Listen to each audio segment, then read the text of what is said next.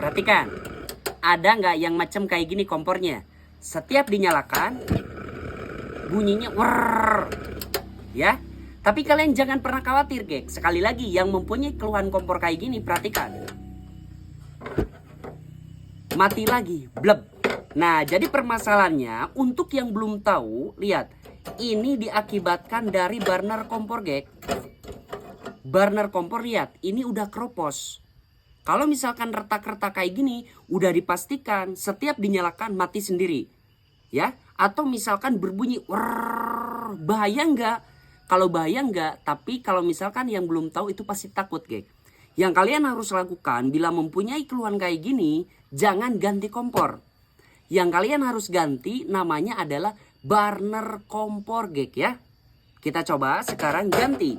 Insya Allah setelah diganti, ini pasti normal kembali, geng. Kita tes ya sama-sama. Nice. Kita tunggu apakah mati sendiri. Ini gak bakalan, geng. Soalnya ini burnernya normal.